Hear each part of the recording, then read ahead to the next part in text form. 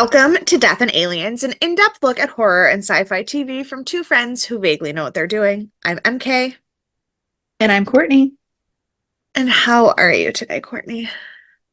Well, aside from the sparkles that we have become for today's episode, I'm okay.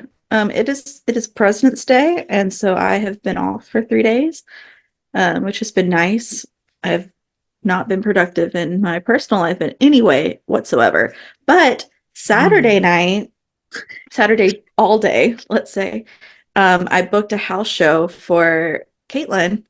And so we drove out to Connecticut. It was just a couple hours out. It was so nice. You know, I love driving. And so like it was so nice to be able to like drive out to Connecticut. Everything was like covered in snow, but like the roads weren't icy or anything. So it was super easy to drive in. And Are it was you just gonna wonderful. are And you gonna rent a car and drive to me for the wedding so that you have a car and also that you get to drive, or are you gonna take the train? so I'm probably going to be flying to you from New Mm. Orleans or West Monroe because um Oh, I that's right, because you're gonna be probably down will. there for Christmas. Mhm. Yeah. And depending on my vacation days, I will either be able to take off both of those weeks or I might have to, mess around with some stuff. But yeah, Yeah. so Right, we right, drove right. over to Connecticut and they have this And huge and historical as someone house. who's driven from my West Monroe to my house, do not Yeah, recommend. Do not no, recommend. no. I've driven from West Monroe to my house Yeah. and it also wasn't like it's fine, but like How it's many 2 days hours of is that? driving, like 30 or something, some Okay, because it was nonsense. it was 29 from Rachel's grandma's to mine. Maybe it was like 26 then here. I don't know. Yeah. Because we stopped over in Kentucky, so I don't know like, Yeah. 100% because I don't sleep on the side of the road. Um, I And didn't sleep on the side of the road either. I slept at 6 p.m. when I got home. oh right. I was goodness Those are gracious. 29 hours Um straight. yeah, I don't even know how you're alive today, but I'm glad you are. Um but yeah, so we were at this huge house and we had like a really good turnout. Like this is the best turnout this house has had. And we met like some really great people. Um, and she just put on a like really good show and it was so much fun. And I was like, this is what I want to do every day of my life. This is why I became an agent. Like so I Yeah. could like do stuff like this. And it was and now we've got a lot of other stuff booked, but that's on the DL for now. That'll come out as it comes out. Yeah. So it was a like hit or miss weekend because then I stayed in bed all day yesterday and was not productive. But yeah, so how are you? Well, I have been better. Yeah. Um, yeah. So, as you guys who have watched this podcast, particularly the horror side of our podcast, know, I might know a lot about the Catholic Church, but I haven't really always been a big fan of and that is particularly true right now. The Yeah. the Diocese of Buffalo has decided that my school is going to be the next one that they are closing to pay for their debts for touching little boys. Um, so How that's very nope, I forgot the church and Exorcist that closed down. oh yeah. I don't remember the name, but yeah. Yeah, that. So that's been like a lot of fun. But they told us on Friday that we would be able to finish the school year out. And then yesterday, they basically like threatened the parents that if didn't continue to work bingos and pay tuition, they were going to close us before that. Um, Oh, that's good. so, That's helpful. it's really great. So I'm literally like living day to day on whether I have a job or not right now, which is Sure. super fun, no stress at all. Love it. And You'll I'm have so much time to edit this podcast I if you don't have know much. we're gonna have the best podcast in the world when I'm broke and You have guys no stay job. tuned. Um, but also, unfortunately, the I mean, and I'm more worried about the kids than me for the school because, like, okay, if the school closes, it'll be devastating. I will cry a lot. It will be heartbreaking, but I will get another job. I'm not worried about it. Um, we're in a teacher shortage. I'll have a job. I'm worried about the kids because most of these kids have never gone to school anywhere else. And like when you grow up and your biggest class ever in your entire life is 12 kids, public school is not an option. But all of their parents are so angry at the church for everything that happened that they won't send them to another Catholic school. So all of these kids are going to have to figure out how to be in a public school, and it terrifies me for them. Um, so that's fun. But my school is also the church I was supposed to get married at. So now I don't have a wedding venue anymore. Yeah. It's all right. You got like 10 months to figure it out. Still, at least. At least they Yeah. didn't tell you like at the end of summer or something. Like, could you imagine? I would have lost my mind. I Mhm. mean, I did lose my mind. I was It was a really good thing. The kids were still in the building, like when they told us they had a meeting and they told us with the kids all still downstairs in the cafeteria. And I was just about at the point where I no longer cared about my job and was about to start cussing priests out when my principal like pulled me aside and said that the kids were Still becoming there. no, becoming quite insane downstairs and she needed a couple extra teachers to go check on them because the inmates were trying to run the asylum. Um, so I had to go tell my kids how to behave like human beings, which is good because otherwise I would have sworn at a priest in front of my everyone that I work with and for. Right. And So that's not ideal. no, no, it's not. So I'm just like here right now. Mhm. Yeah, you're doing great. Which is why, You're doing as great. you guys can obviously see if you're watching the video, I'm in a completely different location than my normal recording location. And I probably sound different because I don't have any of my equipment, because I just don't care about anything today. But you look very sparkly, I know, I've got hooker eyes. and I love it. I love it. But you know what will make me at least function enough to get through this podcast? A little spirituality. Absolutely. Hit me, baby, one Um, more time. I will. I do have it found. I shouldn't pick which one of the few I had saved that I wanted. Um, all right. We're gonna go with, since football's wrapped up. If your dream ain't bigger than you, there's a problem with your dream. Deion Sanders. Love that. So, Also, and we talked about how I felt about football on the podcast last uh-huh. week, so we're not going to bring up Yeah, those tragic feelings. yeah. I was trying to see if I had something more fitting for you spiritually, and I didn't. So I just went with the one I'd already picked out. So Valid, valid. there you go. Um, I just got really confused because I just looked at my notes and because I use the same notebook for everything, my notebook it just said celebrating Mardi Gras, but that was a note from my ENL class last week when we had King's Cake. That was not about this podcast. I was like, Yes. what? No. So we're talking about Stargate SG-1, Season 5, Episode 9, Between Two Fires, which is rated 8.1 stars and premiered on August 24th, 2001. We have the same number one book, movie, and song, so absolutely nothing new to talk about Great. there. Um, the news there was a transatlantic flight from Portugal to Toronto that like had a leak in its fuel engine and made like an emergency landing. And I have no idea. No one was hurt. I don't know why it was such a big news story, but everything I found was only talking about this one transatlantic flight. And I guess like they made a bunch of new regulations about aircrafts because of this flight. But I was like, when you're talking about Wait airplanes for in 2 more weeks. 2001, I was like, when you're talking about airplanes in 2001, this doesn't feel like a very important moment. No. Um, And like they changed things for this flight, but then the entire system got flipped on its head and changed 3 weeks later. So, yeah. you know, But weirdly, the laws about the fuel tanks didn't actually change until 2003.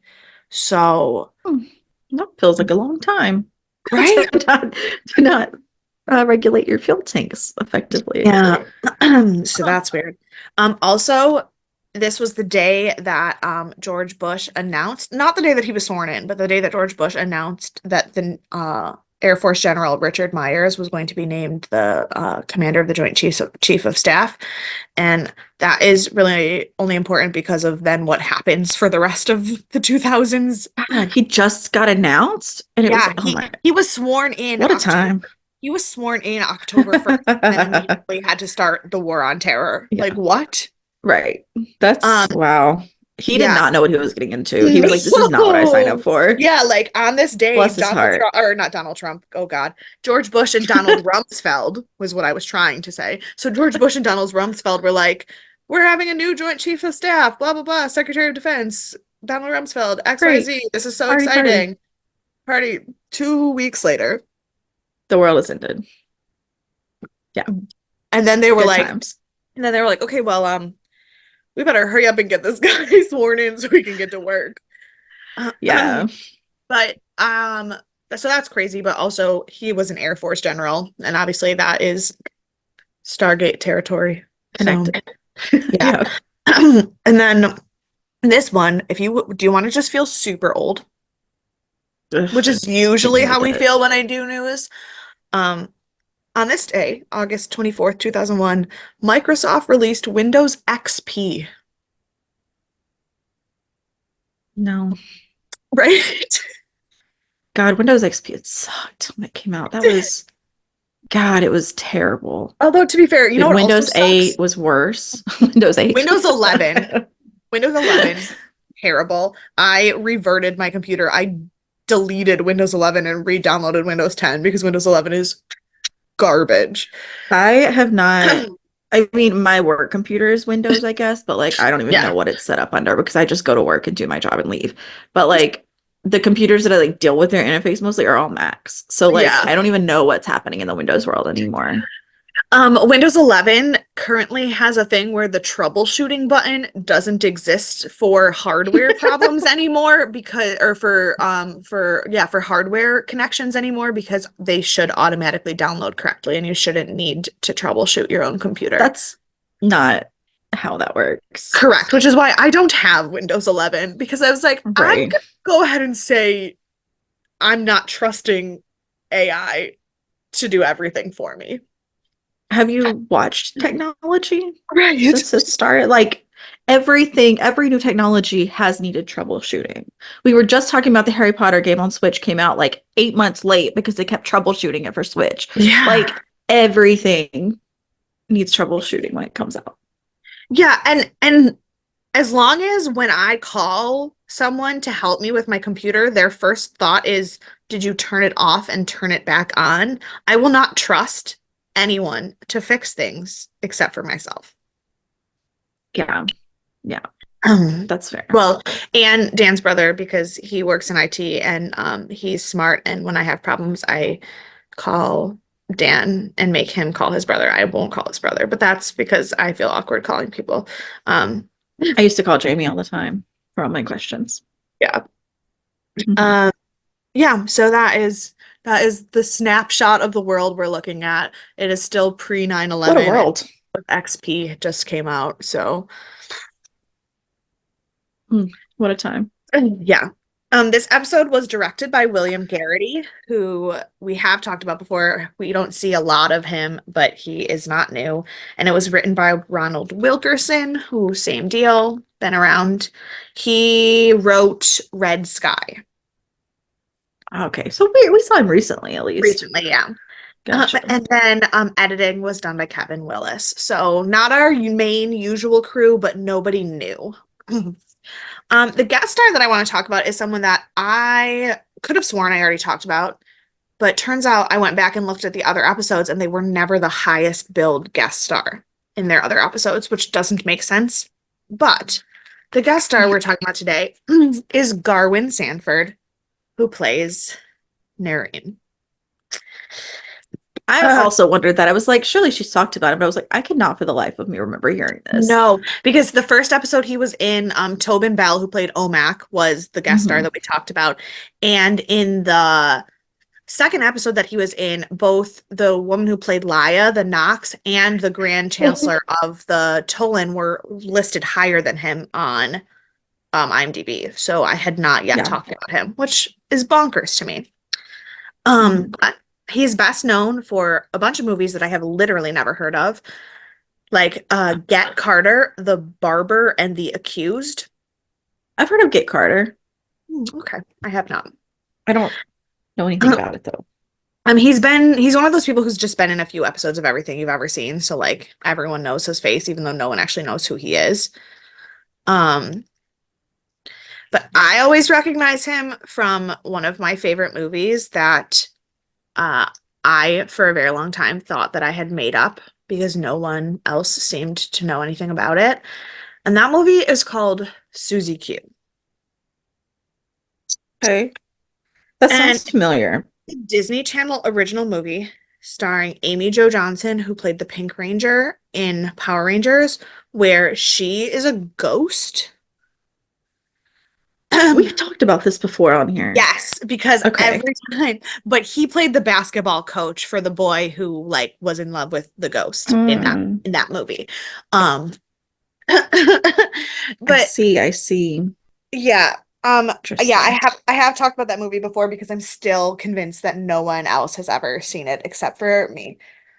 I think That's probably true.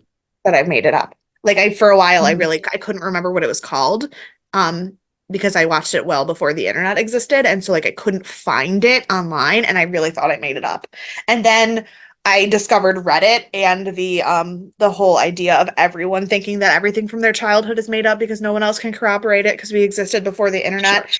And Hmm. I have been um vindicated because it is in fact real.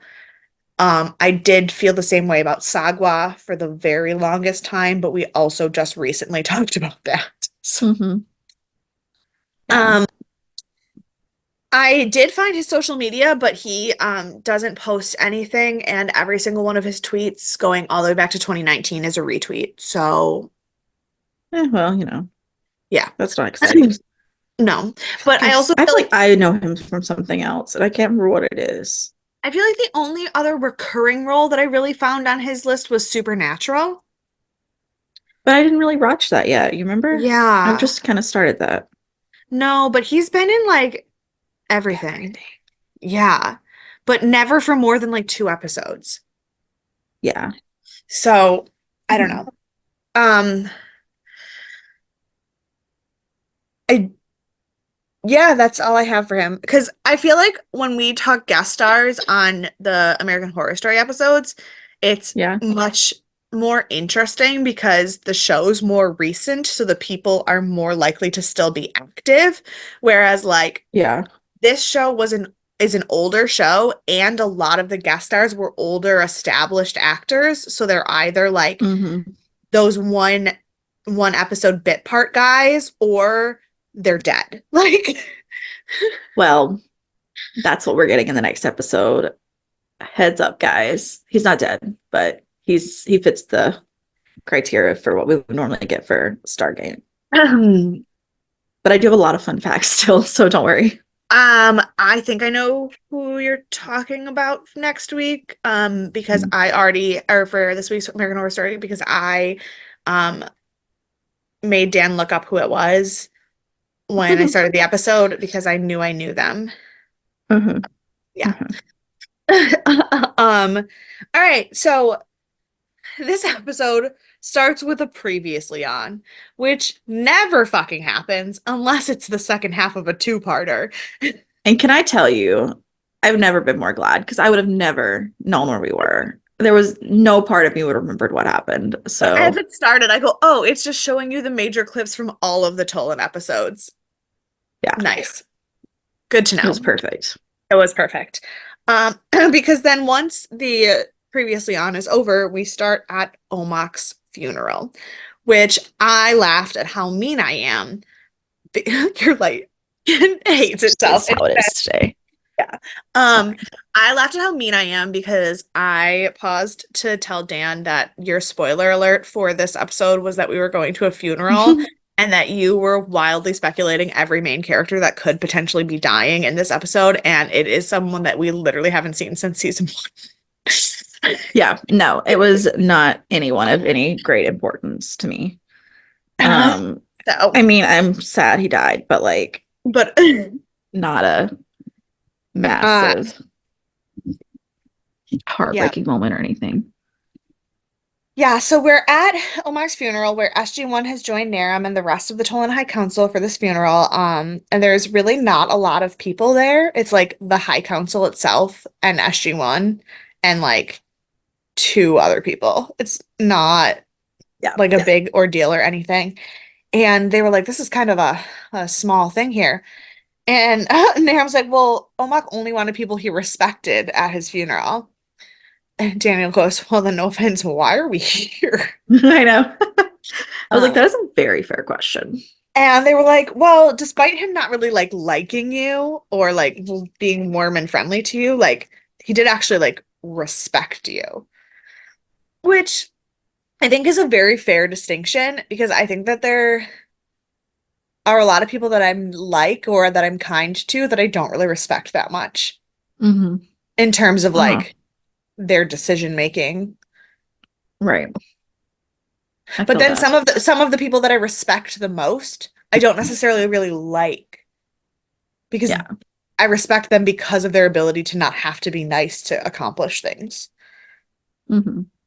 So, fair. Yeah. I'm familiar with that. Yeah. So then the High Chancellor Travell, bitch. Um, well, but at no time that we've ever seen her has she been nice. No, I never. Um, No, I've never so liked then her. she's like, so while you're here, do you want to like maybe come back tomorrow and talk more about the whole I was never gonna let you have weapons before? And they were like, what is happening? And Naram's like, yeah, I also have no idea what's going on. That is very confusing. I don't understand what the Curia could really want to do. And then he like kind of awkwardly warns Sam that he like doesn't really think that they should come back, but he slips something into her hand um as they go back through the Stargate. And when she opens Yeah. it, it is a hologram a la Star Wars where it just sits in the palm of your hand and it's like a blue figure of someone talking to you. Um, and he's like, Earth is in danger. Omak told me before he died. I don't know what's happening. I don't trust anyone. Yeah, that's not ominous at all. No, no, no. It's Also, su have they always been called the Curia, or have I heard that term a lot before today? Yeah, the High Council's always been called the Curia, but Okay. a lot is untrue because we've seen them twice.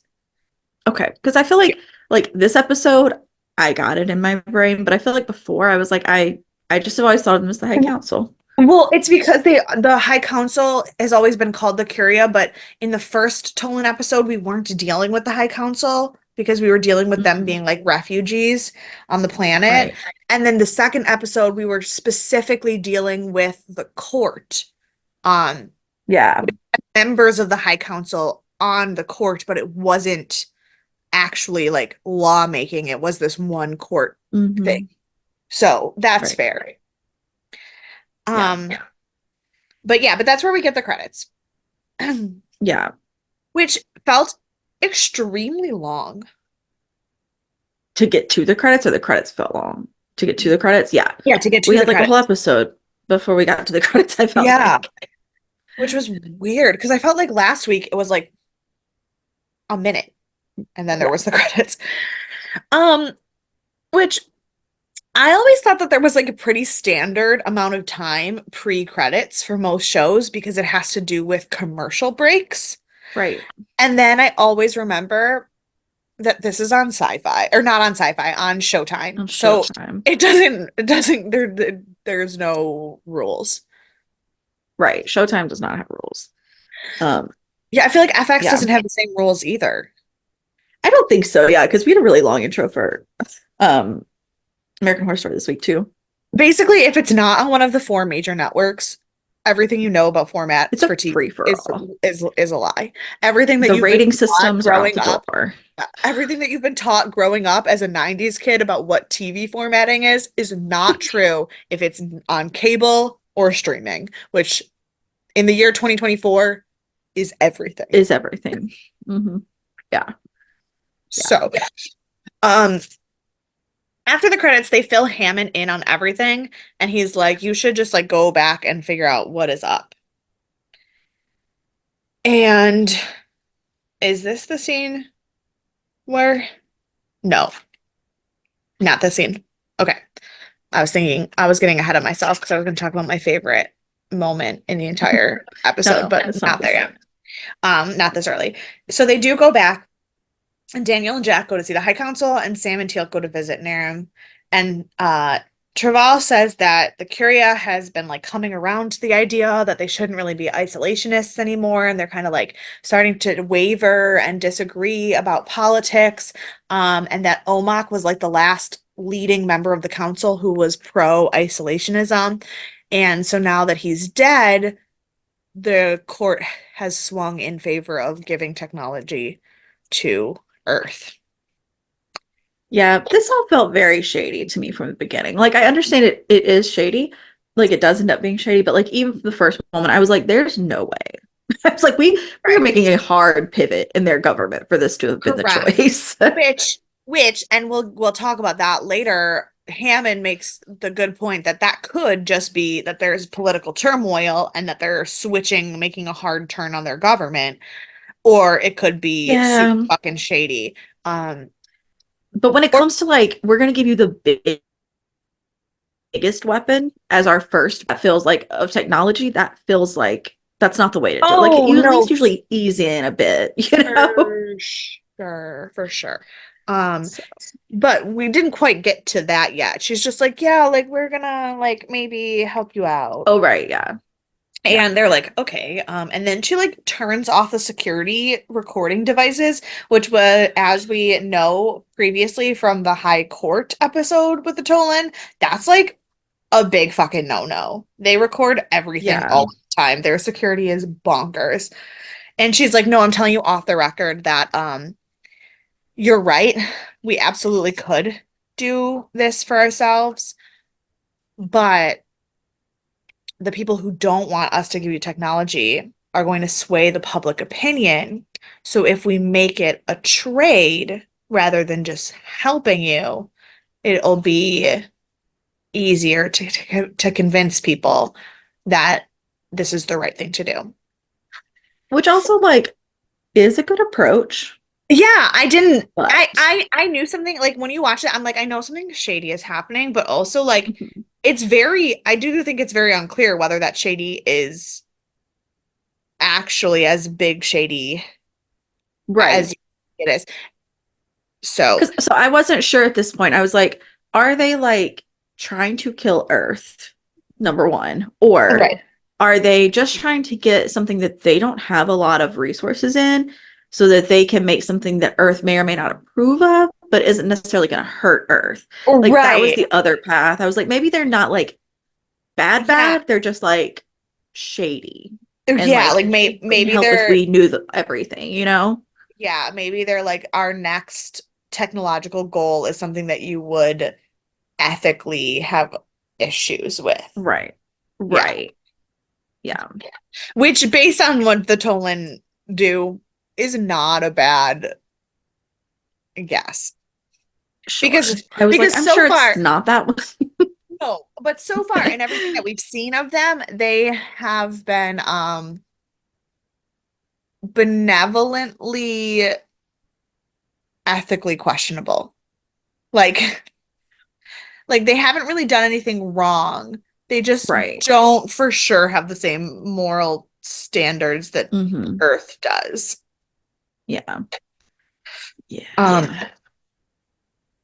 so she gets back on, she turns the security back on to continue recording, and she's like, "You can bring us trinium from your off-world mines, and we will give you an ion cannon."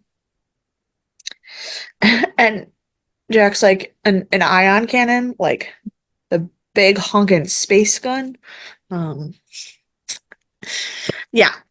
So then we go to a scene that I felt was very awkward, and I felt like it was thrown in there as fan service because it doesn't really make any sense in the plot to have this moment where it is, um, or even said out loud, really. Mhm. Because Teal'c's like, Major Carter, it feels that Narum has personal feelings for you, which fucking dumb. Really. Yeah. That has been apparent since season one. And she starts to explain to Teal'c why she can't reciprocate. And it's awkward, and she's not really going to say it, which is obviously supposed to be the dear fans, we haven't forgotten that you all want Sam and Jack to be together forever, and it can't Mhm. happen nonsense. And then Narum walks up, and the conversation is immediately cut short. But But also, why? Sa Sam is getting almost as bad as Daniel with finding these like off-world partners. Like she's Um, almost as bad. His just has a lot bigger endings than hers well, do. yes, but that's because she's the only girl. And so every Mhm. boy has to be in love with her. All the girls, because all the girls could be in love with anybody, because we've seen women who are obsessed with Teal'c, we've seen women who are obsessed with Jack, we've seen women who are obsessed with Daniel. Weirdly, Daniel just gets a lot more than the rest of them. But I feel like Daniel buys in faster too. Like Jack and like Tilk have not had the same like reciprocal reaction No. from for the most Jack, part. Jack's had 2.5, I would say. Right. Because there's the one chick from the old age episode. 100 days. No, no, Oh not yeah. even from season one where he Old turns age. old. And then there's the 100 days. And both of those are a little bit forgivable because he's stuck on planets for extended Sure. periods of time. And it both times just kind of starts as a accident and then they get stuck together thing, right? And you The think he other, thinks he's never leaving either planet. I mean, you yes, know. exactly. The other one is Anise, Oh, right. because she's like, my Gould wants to date Daniel, but I want to date you. And he's like, I think that this is the worst thing that has ever happened. This is such a strange occurrence. Yeah. I'm not cool with this. Um, and then Teal'c, to be fair, it's only been his wife and his ex-girlfriend. Sure. Yeah. So like there was already history there. There wasn't anything Yeah. happening. But Um, like everyone's died Daniel, in Daniels. There's always been everyone. some big death. It's like Sharae, he was hooking up with Hathor for a hot minute. That one I don't really blame him for. Um, then there was the other chick with the sarcophagus. There was his ex-girlfriend who then turned into a Goa'uld. Hmm. Like, what? Has Yeah. there been a Wasn't lot? he with the Destroyer of Worlds? Which one of them had a wasn't it him that had a weird Oh thing with yeah, her? the Destroyer of Worlds when she wasn't the Hmm. Destroyer of Worlds anymore and she was Yeah. making out with Daniel and he was like, my wife just died. Yeah, yeah. So he's always like he picks all the big players, and then Yeah. Sam's starting to get like him because she had Martouf, and then she goes to this alien guy Well, that shows up in her house. oh Um, yeah. Well, okay, to be fair, so Sam had Martouf, the weird ancient alien who became human for her, and Narum. And Narum was actually the first one because he was in season that's one and then he true. just popped back in a bunch. No, the other ones have all been alternate versions of Sam. Yeah, So she yeah. really only has three. It's just that all three of them well, no, the alien was weird. Two of the three are recurring characters. So it is a But they all little had like big endings. Like you look at these people Yeah. that Jack did, it's like, oh, I have to go back to my home planet now. And it's like, you know, it's like there was no real consequence there. No one died. No one changed No. because of these. Everything changed because of these people that Sam and Daniel have been with. Well, and Teal'c Ugh. too. I mean, because Well, look Tilk, at yeah. yeah. But I those mean, were going to happen Teal'cs regardless, are you know? smaller because they were already connected to him, and they're not the Mhm. same random falling in love with an alien nonsense. But like Right. his wife betrayed him to Apophis, and Yeah. his true love got super murdered. So Super murdered. Yeah. great. Yeah. But basically, Narum is talking to Sam and Teal'c and like telling them that he really doesn't know what's going on anymore, and that Omak was like starting to distrust people, and he doesn't really know who he can trust except for SG-1 at this point because he didn't know who Omak trusted. And then Jack and Daniel come out and they're like, yeah, so what's her name? Tavel?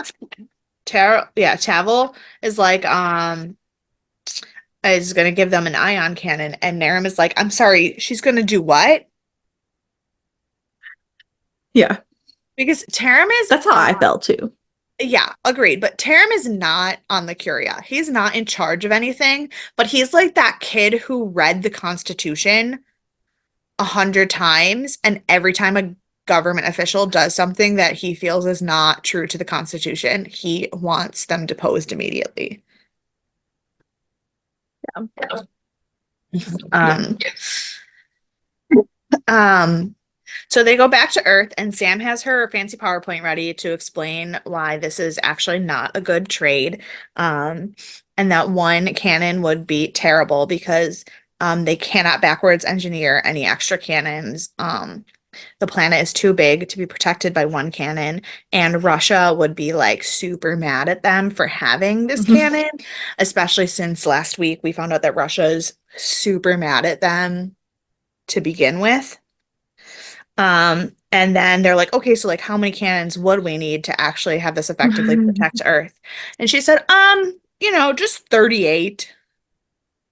Just like a huge ask. Like 38 of the biggest weapons, the most deadly weapons. Yeah. That's massive. Um, and she's like, I actually think that like Omak's warning was exactly about this, and that having only one cannon is going to be bad for Earth because of all of these things that we just talked about. Yeah. So Hammond's like, okay, well, I'm ordering you to go continue negotiating with them and figure out what the deal actually is. Um, and then we have my favorite scene in the entire episode. And Mhm. Jack or Hammond's like, Colonel O'Neill, before you leave. And Jack's like, what are you gonna order me to continue being suspicious and skeptical? And he's like, would never need to do that. That is your entire personality. He's like, but I'm ordering you to be a little sensitive in said skepticism because it is very possible that this is just straight political infighting. Or also this could be our doom. So, This could be you the end know, of all of Earth. It's yeah, like like one or just the other. be on your guard. And then Super casual. super casual. Um, and then Daniel says, not Daniel, Jack says one of the best Jack lines Ever. probably in the entire show. Um, and wait, you said you wrote it down, right? I wrote just like a piece of it that I wrote the end of it where he just says, these chats always ease my mind. Oh yeah, no. He said these chats always leave me with so much joy and just ease my mind. I I bet I could find the exact. I have never um if anyone was ever questioning like how Jack and I like why Jack's my favorite character before, that moment is This is the one. yeah. And Wow, this is not even in the quote section of IMDb. They have made a which terrible mistake. that is a terrible mistake because sometimes though I feel that Richard Dean Anderson just says what he is thinking all of the time. And so they no longer quote Jack's sarcasm because they're just like, it's that's just who he is as a person. Um, so they go back to Talana and Nara meets them and he explains how like the Tolan health systems work. There's a lot of like random scenes of huge exposition in this episode in terms of how the Tolan systems work. And he explains that like they have these implants and they monitor their health at all times and that anytime somebody's health is not perfect, the like medical team is there within 5 minutes. But the night that Omak died, security didn't get there for over 10 minutes. And all of the data from his health thing never indicates any reason that he could have potentially had a heart attack. And so he thinks Omak may have been murdered. Yeah. Mm. Great, right? So Jack and Daniel bring the trinium to the High Chancellor while Naram's telling them these things, and tell her that they need 38 cannons. And she just casually says that she's going to need time to talk to the Curia. And they're like, well, Like, here's the thing. If you ask me for 38 times the most deadly weapon, when we are opening negotiations to share technology, the answer is no. yeah. That's not a negotiable like offer. If you ask me for 38 times what I offered you in any negotiation Hmm. ever, the answer is probably no. Yeah. Yeah. So, Unless you are also increasing your offer to 38 times, which is not what they did. no, no. Um, while they're doing their negotiating, that is not really negotiating. Mhm. Sam and Teal'c go to Naram's house where they find that his Alexa is just Sam's voice. That Um, was insane. And now I want mine to be in Sam's voice. right? I don't See, know if you can even do that. I don't know if you can. I doubt it. If I did have an Alexa that was in a Stargate voice, I would want it to either be in Richard Dean Anderson's voice telling me how much of an idiot I am all of the time, or I would want it to be Hmm. in Teal'c's complete lack of understanding, like culture, Oh yeah. like Yeah, literal that would be all the fine. time. Yeah. Um, so they start or are discussing how they're going to prove that this was a murder because Naren is like we've never in my entire knowledge of existence had a murder. And they're like, how do you have a society without murder? And they're like, we don't really have crime at all because like the security is too good for that, which is concerning. Yeah, Because do you actually have no crime or do you just hide it really well, China? What? Um, exactly. As an update, I can only have American, Australian, British, Canadian, or Indian for my not Sam Carter. no, not Sam Carter, unfortunately. Real Um, bummer. Real bummer. but while they're trying to figure out how to prove that this was a murder, they're like, okay, well, let's at least start with the Curia meeting records because those are all um public record. So we can at least see like where the disagreements were when things started going awry, if anybody had it out for Omak. Um, Right. so then we get a quick clip of Jack and Daniel waiting for the Curia response, trying to discuss how to proceed. And Daniel is starting to get a little sarcastic and rude with Jack about how Jack feels about like weapons and machinery. And Jack is just kind of like, what the fuck else would I am I supposed to do in this current situation? Like either everything is going great or everything is very wrong. Like I don't um Yeah. but But then Jack and Daniel come to Naram's house to tell them that the Curia has agreed to give them all 38 cannons. Which again, if I wasn't skeptical, Yeah. like if I had not used my brain before this minute, this would have set off a red flag. Mhm. Um, But then, if your red flag meter wasn't already flying high, uh, Teal'c is like, I found meeting records that of an unsanctioned test of the ion cannons like 2 months ago. yeah. And um and Nairn's like, I actually remember that. Omok filed a public like what's it called? Protest. It was an issue, like it was an official protest. And he was really mad that they did that. And so they had this meeting and he was late to dinner with me and he came in super, super mad because he was of how this meeting went.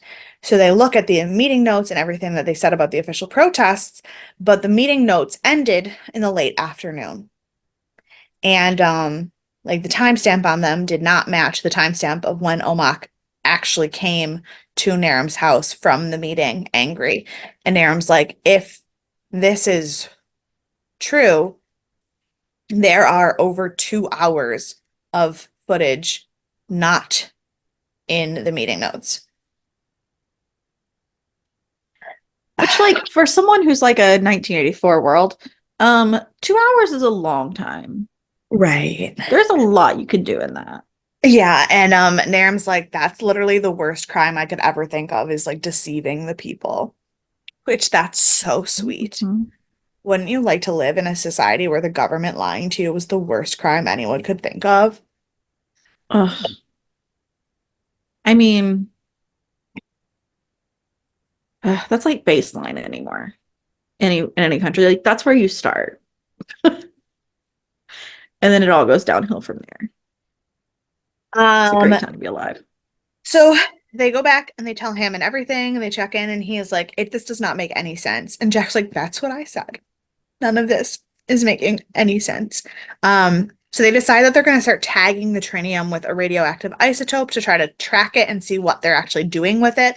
And then, like, if they get caught, they'll just pretend that it's a byproduct of their purification process that they haven't figured out yet because the Tolan already think they're stupid anyway. Right, right. Um, So they go back and they get Nariman on their plan, and he's like stressed as shit about it. And he's like, I don't want to be a part of this. And they're like, you started it, actually. You told us something was wrong. And now we are stuck. I don't, what would you like us to do? Um, so they decide Sam, Daniel, and Naram are going to break into Travel's office while Jack and Teal'c go to check on the trinium. Um, in Travel's office, they find that a Goa'uld ship entered orbit, but the ion cannons were useless in destroying it, hence them being willing to part with all 38 of them. However, it also says that the gold ship just left peacefully. Now, I don't know I about, understand. but this is the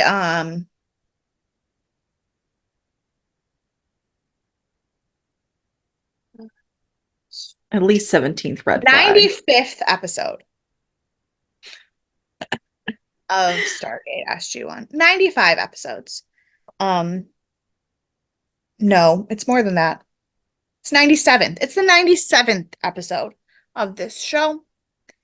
And in 97 episodes, we have seen a Goa'uld ship enter orbit, get attacked, not re-attack, and then just successfully leave peacefully exactly negative 42 times. Yeah, it is like it always goes above and beyond, even just like an attack.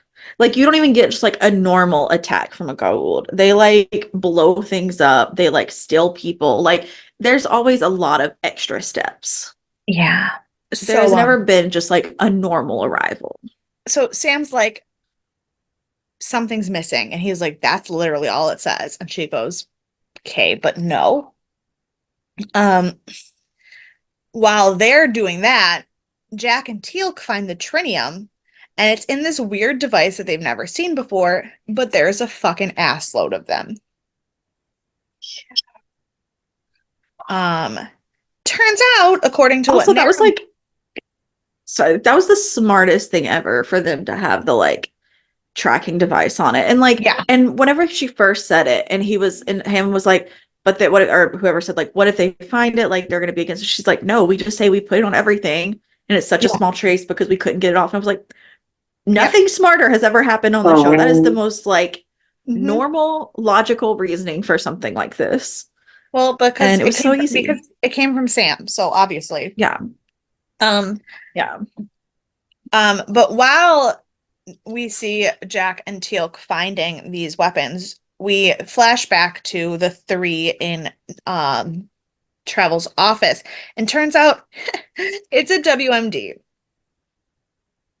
And not just is a weapon of mass destruction, it's a weapon of mass destruction that is built with trinium, which is the key element required in their phasing technology. So these bombs can go through Yeah. solid matter, get inside something, and then explode. Which is like not ideal to have in non-friend territory. Like, first of all, no one needs it that aren't you. But No one needs you don't it, even know if you're like allies period. at this point. Right. But also, like, wh why? Why? I feel very strongly Yeah. that I feel very strongly um that the more we talk about weapons, the more I relate to Jeff Goldblum in Jurassic Park Yeah. because you were so busy figuring out that you could that you didn't really stop to think if you If you should. should. Hmm. And I'm so excited that you figured out how to make a bomb that phases through things. But why?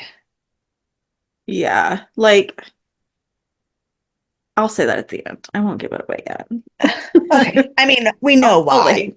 We know Yeah. why, unfortunately. But then while Sam's like, literally none of this is adding up. Everything doesn't make sense here. Which I have to say, I'm very confused as to why they didn't immediately like put all of these pieces together and assume something else was happening. Like a Goa'uld ship came and then left, and then they started making new weapons. I don't, what do you mean you don't Yeah. understand? What do you mean things aren't adding up? Yeah. You know very much that Goa'uld can just like enter a humanoid body at any given moment. In fact, last week you saw a Goa'uld live inside of a fucking Jar Jar Binks spider. So Yeah. what? Yeah. And like here's the thing. Like the gold are like have the highest level of technology so far. I believe that we've seen. No, I mean Um, The Tolan and the Asgard are more advanced than the Goa'uld. well, I mean like other like evil wise. Oh, okay, yeah. We are okay with the Asgard and then the Tolan for the most part. But Yeah. like so you're giving the biggest enemy the most destructive and undetectable technology. Like it is the both ends of the spectrum Uh-huh. type weapon. Like literally no one can defend themselves against this. So I'm at a loss. I'm distraught. But while all of this is happening, Travel storms into her office and she gets mad at Naren for being in there, and he's accusing her of being a terrible person, and everybody's mad at everybody. And then dun dun dun, fucking Tanith walks in the room. In case we forgot about him, he's the piece of shit Goa'uld who pretended to be a Tok'ra to try to kill Mm-hmm, everybody. mm-hmm, mm-hmm. Love that. Um, And then we get a brief explanation of how he is still alive, which I don't know why they, again, could not figure that out because they were very well aware that an escape pod left Apophis's ship before they blew it up and that Apophis wasn't on it because they then killed Apophis later. Right. So I'm very, once again, confused at how logic doesn't work for them. But moving on. Um, he is talking at them about how great he is because that's what the Goa'uld will do. They're obsessed with themselves. And then Sam and Daniel cause a distraction and get attacked, and Narim escapes. Um, Teal'c and Jack find Narim and he fills them in on all the details. He tells Teal'c that that Tanith is there, which almost causes a whole other problem. Um, and then Travell tells Tanith that, like, don't worry, things are going to go on a schedule. Your master is still going to get his stuff. Like, and Tanith is like, I don't care what happens to these people. Do whatever you want with them. But if you find Teal'c, send him to me. He is holding a grudge. That's all they do. I know, they're the worst. I mean, but to be fair, Teal'c also kind of a grudge holder. Sure. I mean, think about how desperately stupid he acted about trying to kill Kronos just because Kronos killed his dad. Yeah. Yeah. So Narim, Teal'c, and Jack discuss how to destroy all of the weapons, and it turns out it's not going to be pretty for Talana for this to happen. But Tanith calls Travell and it's like, you have 30 minutes to send one of those weapons through the Stargate to Earth to prove that you're actually trying to help us. And Sam and Daniel are like, see, this is your problem. This is why you fucked up. Like, you really thought that you weren't going to have to send the trigger. You pull the trigger. You thought you were really just going to give them these weapons and then, like, wipe your blood hands of it. But you don't understand. The Goa'uld have a treaty with Asgards and they have planets that they can't touch. And so obviously they need somebody to do their dirty work for them. And that's what you just signed up for. Yeah. But then we see the security guards find Jack and Teal'c who are messing around with one of the weapons, and they get captured and brought to Travell. And they're like, where's Narim? And they're like, I don't know. We took his health implant so that you would track us instead of him. Ha ha ha. Um, And then SG-1, like, oh, and then Narim breaks in, frees them. It is absolute chaos on the whole planet. Things are blowing up. People are freaking out. And SG-1 leaves, and Narim, like, stays to help his people fight the Goa'uld. And they go back to Earth and they tell Hammond everything that happened, and then they get a transmission that is an attempt at a goodbye message from Narim, but it gets cut off. And in the message, he says that some of the Tolan got to safety, but the Stargate was destroyed in the process, and we don't really know what happens to him. Now, there's only really one piece of trivia for this episode. okay. And I want to share it before you give predictions, because when this episode aired, audiences assumed that we would get an answer about what really happened on Tolan, because they were not yet as jaded as you have become about not getting answers on the show. Sure. But then the official Stargate SG-1 website described the destruction of Tolana and the loss of the people, including Narim, on the website, as if that was supposed to just not be a cliffhanger and just a real, everybody should have just known everyone was dead and that we would never see any of the Tolan ever again. All of the Tolan are dead now, like entirely? Apparently some escaped, but then they never talk about it again. I did see that when I was trying to look up The I don't quote. remember his name now. the guy to see what he was in. I saw he was Oh only in yeah. 3 episodes of Stargate. Yeah. So I was Yeah. like, well, we're not seeing him again. That's Yeah, fine. no. But because fans of the show at the time got spoiled by the website and like it was a big thing that it was like, come on. Really? That's how you're gonna tell us that we're never gonna hear from them again? That we That whole I civilization is dead. right, the entire civilization is gone. I wanted to preface that because it wasn't really a spoiler for you because that's actually how everyone found out. Got it. Um, Got it. That's a way. That's a way. yeah. Also, like, I'm trying to imagine who in 2001 was sitting on the internet. I mean, probably the people watching Stargate. True, true. Did I? I It was must like have had, sciencey people. yeah, I must have had the internet in 2001, but like dial up, and I did research for school papers. Like, Yeah, no, my internet sucked. I mean, my internet, my parents still suck. So like, valid. how was Um, it 23 years ago? Much worse. Much, much worse. So other than anything that could potentially concern the Tolan, do you have any predictions? Um, I mean, Question, question. No, I have a real question. So Tanith keeps telling us that we're not allowed to know the name of the god that he works for. Who right. do you think he's working for? Um, I'm trying Do to you think think, of who's do you think it's left. somebody? I was like, do you think it's somebody we know already or somebody we don't know? Um, I think it could be like Osiris or Isis, whichever one Okay, of them didn't die in the vase Osiris. thing. Yeah, Osiris. Osiris. Because I think everyone else is dead, and I think that it's clear to the goal that everyone else is dead. Because I know in the past, like no one knew when Apophis died the first 7 times. True. And so like I did think about that at first. I was like, wonder if he's still working for someone like Apophis or even like Ra and like just has no idea that they're not dead.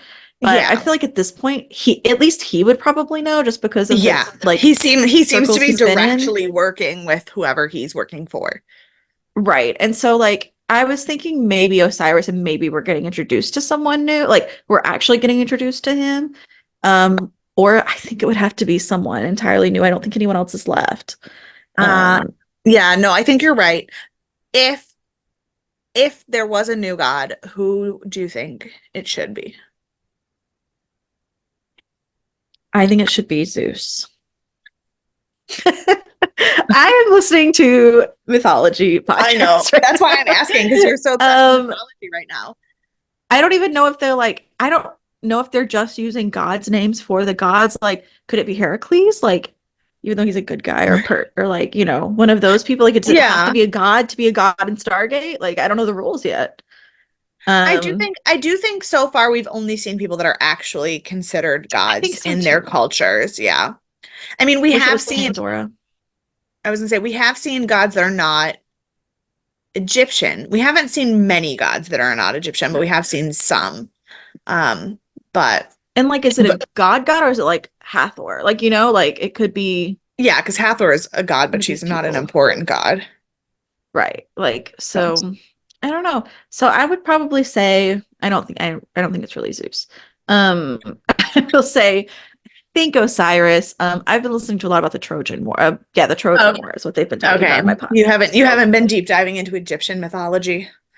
I haven't deep dived into the gods. Like I've been talking to people. Like I've got Yeah. a lot on Heracles and Perseus or whatever his name is and stuff like that. So like they're not gods. Like No, they're just yeah. like people in the system. Mhm.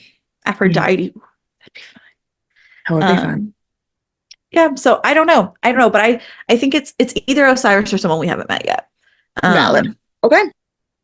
and I don't know what this guy's shtick is. What is his name again? Tanith, is that his Tanith. name? Yeah. I just hate him. I don't know what his shtick is, but I hate him. His face just I don't makes you want to know. punch it. Oh my gosh, yes, it's so punchable. I don't really know what other predictions I would have from this episode because like I don't know if you could hear that. There's someone just like standing outside my window, like making noise. Mm. Um, but they're gonna be smoking. They're coughing now. Sorry, that just was very loud and distracting to me. So like if all of Tolan, I assume like the planet is blown up too. So all of these like ions they've been building are gone. Like Yeah, those are done gone. Yeah. for. So like I assume someone's gonna try and build something in a different civilization that's similar, but now Earth doesn't have their ion blasters Yeah. and so there's wasn't a lot coming off of this episode to predict. Fair enough. All right. Sorry, that was a very long answer because No, I it's got okay. distracted. I'm sorry. No, you're good. You're good. Speaking of people with punchable faces, though, who do you want to punch? Oh, Tath. Yeah, no question. Well, I do, but I also, I think even more than that, I want to punch the woman. What is her name? Travel. Yeah. Travel. Yeah. That's the one I want to punch the Yeah. most because I think it's all her fault. Yeah. I will then punch Tanith because Sure. yeah. And then who would your MVP be? It's gonna be Narum. He went Hmm. out of his way to his own detriment to Yeah. make sure Earth didn't die Yeah. and to help SG-1. And maybe it's because he's in love with Sam, but like it was the right thing to do, and he That's he true. did the best thing. That's very true. I would have also picked Narum if you hadn't, but then I assumed that you would. So I am going, I'm so torn actually. So the two I'm torn between are one would be my MVP just because of I want them to be, and one would be my MVP for a real reason. So that's Mm-hmm. because I think I'm gonna have to go. The real reason is Sam because she came up with all of the actual science and intelligent things and like the plans that worked. Mm-hmm. But I'm also mad at her for not understanding logic, like when it was inconvenient Sure. for her to understand logic. And so then I just want to think about all of Jack's one-liners and how they were the best part of the episode. But I guess if I had to actually pick one, it would have to be Sam. So, Yeah, that's probably for the best. This is hmm, one of the more logical episodes I feel like we've yeah, had. yeah, Like everything that they did, even if it was like out of bounds for what we're used to for yeah, our science, because it's, fake science they're using, it yeah, made sense and everything was logical and lined up. And it wasn't that they ran us around, I felt like. yeah. No, and I think it makes the most sense. The only times that I was mad about their logic holes were things that they did on purpose to have more expositional dialogue for different characters. Mm-hmm. Yeah. So it wasn't really the character's fault. It was just not the best writing. Um, Mm-hmm. well, with that, we conclude this episode of Death and Aliens and of Stargate. I don't know. I just like can't Long function. episode. We talked a lot. We did talk a lot. Because this episode like had substance, and I think the last couple haven't. Mhm. This is, I think, the first time we've been over 8 stars in a couple weeks. In a So minute. Yeah. yeah. Um, so with that, if you have any questions, concerns, predictions, if you have guesses at who Tanith is working for, if you already know, don't send it. Don't be dumb. But if you are guessing, Don't be that person. yeah. If you're guessing, you can reach out to us at deathandaliens@gmail.com or on any of the social media at Death and Aliens. You can find me personally everywhere at EMKAY_superstar. And you can find me at CE Cloud 13. And we will see you for a very interesting mid-season episode of American Horror Story on Thursday. So Merry Bye. Christmas. Bye. So Merry Christmas.